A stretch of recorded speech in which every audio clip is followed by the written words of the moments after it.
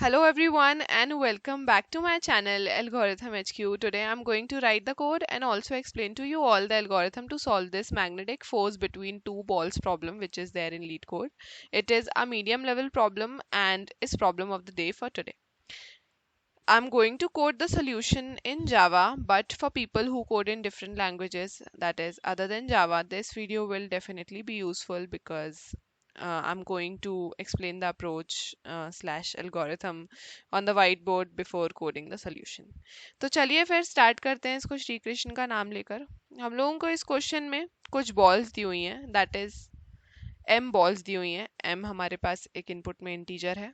हम लोगों को उन बॉल्स को कुछ पोजीशंस पे अरेंज करना है.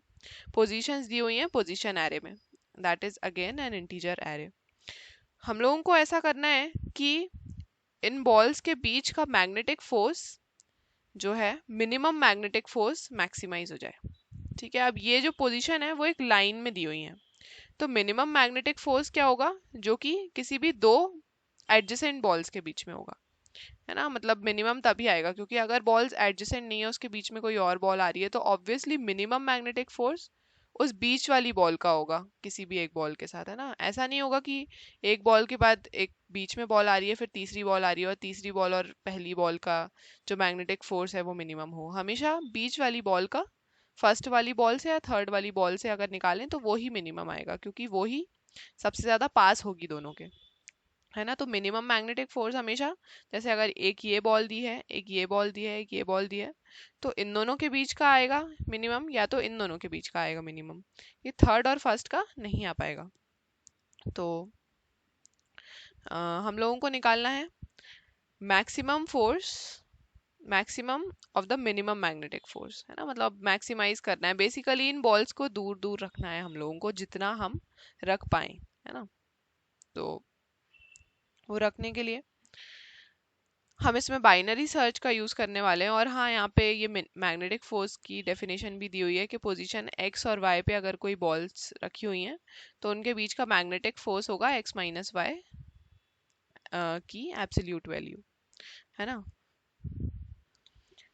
तो हम इस क्वेश्चन को बाइनरी सर्च का यूज़ करके सॉल्व करने वाले हैं, है ना.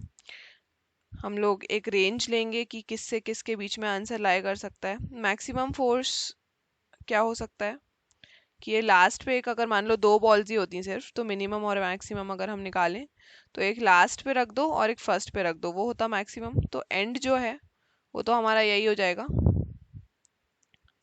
कि जो लास्ट हमारी पोजीशन मतलब होगी माइनस जो फर्स्ट पोजीशन होगी वो. अब मिनिमम क्या हो सकता है, किसी भी दो पोजीशंस के बीच का डिफरेंस. तो वो निकालने से अच्छा हम मिनिमम या स्टार्ट को 1 ही ले लें.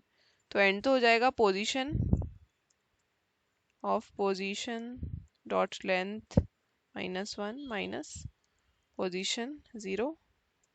और स्टार्ट क्या होगा, वैसे तो क्या होना चाहिए, किसी भी दो पोजीशंस के बीच का मिनिमम डिफरेंस, है ना. मिनिमम निकालें, पर उससे अच्छा हम 1 ही ले लें. और ये करने से पहले हमें पोजीशन एरे को सॉर्ट करना रहेगा. पोजीशन एरे को एरेज डॉट सॉर्ट पोजीशन, ताकि लास्ट इंडेक्स पे सबसे बड़ी वाली पोजीशन आए और 0th इंडेक्स पे सबसे छोटी वाली पोजीशन आए. ठीक है, अब हमारा आंसर क्या हो सकता है कि हमें मैक्सिमाइज करना है ना.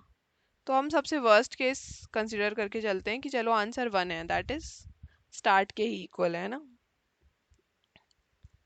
1 is the minimum magnetic force, तो हम वर्स्ट केस कंसिडर करके चल रहे हैं, हमें बेस्ट केस तक पहुंचना है. ठीक है, तो इसको सॉल्व कैसे करने वाले हैं वो थोड़ा देख लेते हैं. ये है position array m is equal to 3.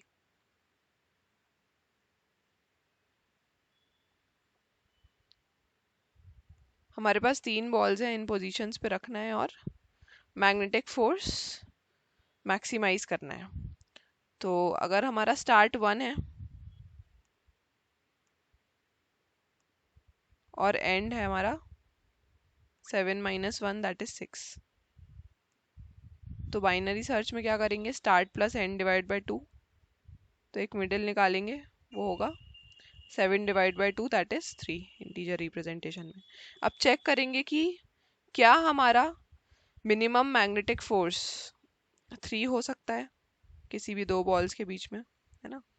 Minimum magnetic force 3 रखना है और चेक करना है कि कि क्या हम यहाँ पे अरेंज कर सकते हैं बॉल्स ऐसे कि मिनिमम मैग्नेटिक फोर्स 3 आए, उससे लो ना जाए। तो फर्स्ट बॉल को हमने फर्स्ट पोजीशन पे डाल दिया यहाँ पे, ठीक है, एक बॉल को यहाँ पे डाल दिया। अब सेकंड पोजीशन पे गए 2 - 1, यहाँ पे मैग्नेटिक फोर्स क्या आएगा इन दोनों पोजीशंस के बीच का 2 - 1 दैट इज 1। क्या ये 3 से बड़ा है या इक्वल है? नहीं है, तो हम इस पोजीशन पे बॉल नहीं रख सकते। फिर इस पे जाएंगे 3 - 1 करके देखेंगे, इन दोनों के बीच का मैग्नेटिक फोर्स निकालेंगे। तो क्या वो 3 से बड़ा है या इक्वल है? 2 है वो, है ना, तो नहीं है, तो इस पे भी हम नहीं रख सकते। अब अगेन 4 पे जाएंगे, तो 4 - 1 3 के इक्वल है, तो हम यहाँ पे एक बॉल रख देंगे, ठीक है, 2 बॉल्स रख दी हमने। अब फिर नेक्स्ट पे जाएंगे 7। अब यहाँ पे 7 का हम 1 से कंपेयर नहीं करेंगे, 7 का हम करेंगे एडजेसेंट बॉल से कंपेयर, मतलब 7 का 4 से करेंगे। क्या 7 - 4 is greater than equal to 3? हाँ, तो हम यहाँ थर्ड बॉल रख देंगे, ठीक है। तो बेसिकली हमेशा हमें ट्रैक करना रहेगा कि हमने प्रीवियस कौन सी पोजीशन पे बॉल रखी थी और उसका अभी करंट पोजीशन से कंपेयर करके हम बॉल रखते जाएंगे। और अगर किसी भी बीच वाले इंडेक्स पे m 0 हो गया, है ना, मतलब m हम डिडक्ट करते जाएंगे जैसे जैसे बॉल रखते जाएंगे, अगर m 0 हो गया तो हम ट्रू रिटर्न कर देंगे। और अगर लास्ट तक आते आते भी m 0 नहीं हुआ तो फिर हम फॉल्स रिटर्न करेंगे किसी भी पर्टिकुलर m के लिए। यहाँ पे m एक्चुअली ये मिड वाला m है 3, ठीक है, जो कि 4 से रिप्रेजेंट कर रहा था, जो हम कंपेयर कर रहे थे कि 4 - 1 7 - 4, और ये m बॉल्स वाला m है, ठीक है। तो 4 - 1 को हम कंपेयर कर रहे थे मिड से, है ना, या फिर 2 - 1 3 - 1 या 7 - 4 को हम कंपेयर कर रहे थे मिड से। और बॉल्स रखने के बाद हम यहाँ से वैल्यूज डिडक्ट कर रहे थे, एक बॉल यहाँ रखी तो 3 को 2 कर दिया, एक बॉल यहाँ रखी तो 2 को 1 कर दिया, और लास्टली एक बॉल 7 पे रखी तो m को 0 कर दिया। तो m अगर किसी भी पॉइंट पे 0 हो जाता है एट एनी इंडेक्स तो हम ट्रू रिटर्न करेंगे, और नहीं तो हम फॉल्स रिटर्न कर देंगे, ठीक है। अब क्योंकि हम मिड इज इक्वल टू 3 पे बॉल्स अरेंज कर पा रहे हैं, लेकिन हम लोगों को क्या करना है, मैक्सिमाइज करना है ये मिनिमम फोर्स। तो हम क्या करेंगे अब कि मिड पे तो हमारा एक आंसर आ रहा था, तो आंसर में 3 स्टोर कर लेंगे और फिर स्टार्ट को मिड प्लस 1 कर देंगे, दैट इज 4। अब 4 + 6 डिवाइड बाई 2 क्या होता है 5, है ना। तो अब 5 मिड इज इक्वल्स टू 5 के लिए चेक करेंगे सारी चीजें, मिड इज इक्वल्स टू 5 के लिए।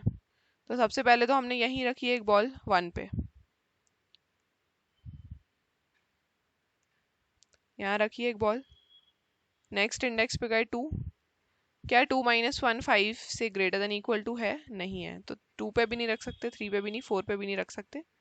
7 - 1 होता है 6, यहाँ पे रख सकते हैं। तो हम 2 बॉल्स रखने में सक्सेसफुल हो गए, बट हम लोगों को तीसरी बॉल रखने का मौका नहीं मिला, दैट मीन्स इस पर्टिकुलर मिड वैल्यू के लिए हम फॉल्स रिटर्न करेंगे। अब फॉल्स रिटर्न करेंगे तो फिर हमें पता है कि हमें थोड़ा सा कम वैल्यू कंसीडर करनी है 5 से, है ना।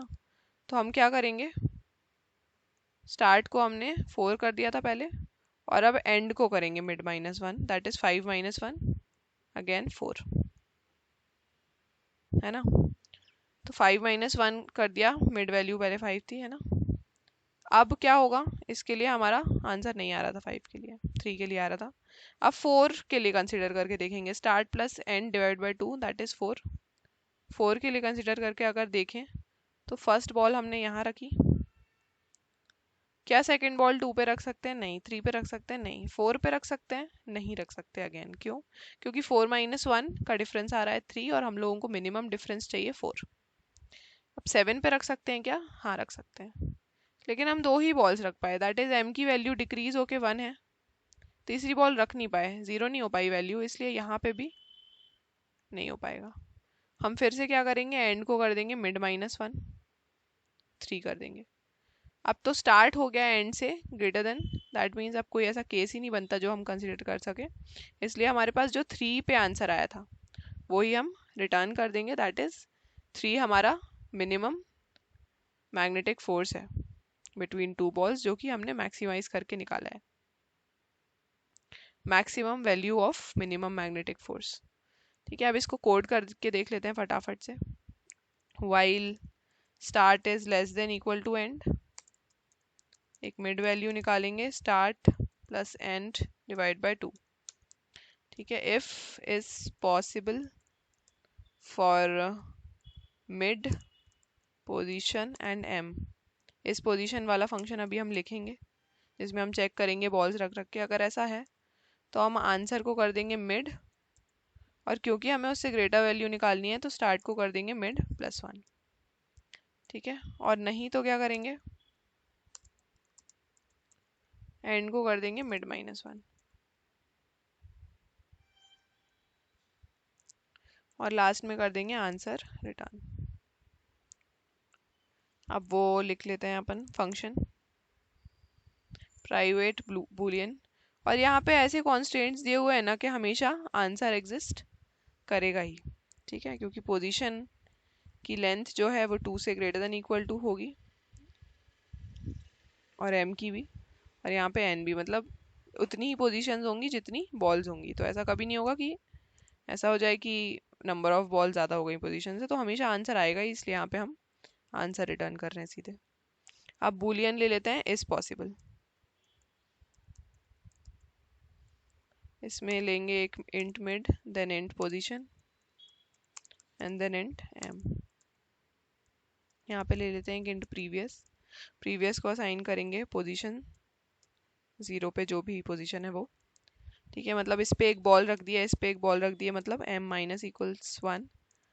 एक फॉर लूप लेंगे i इज इक्वल्स टू 1 से लेके पोजीशन डॉट लेंथ तक i प्लस प्लस। ठीक है, इफ हमारा position of i minus previous is greater than equal to mid, अगर ऐसा है तो क्या करेंगे, m माइनस इक्वल्स 1 कर देंगे और प्रीवियस को पोजीशन i बना देंगे कि हमारी अब नेक्स्ट बॉल जो है वो पोजीशन i पे हमने रख दी है। ठीक है, ऐसा करते हुए अगर कभी हमारा m 0 के इक्वल हो जाता है तो हम रिटर्न कर देंगे ट्रू, और लास्ट इंडेक्स तक भी नहीं होता है तो रिटर्न कर देंगे फॉल्स। ठीक है, अब रन करके देख लेते हैं एक बार फटाफट। ओके, यहाँ पे इंट लिखना भूल गई मैं।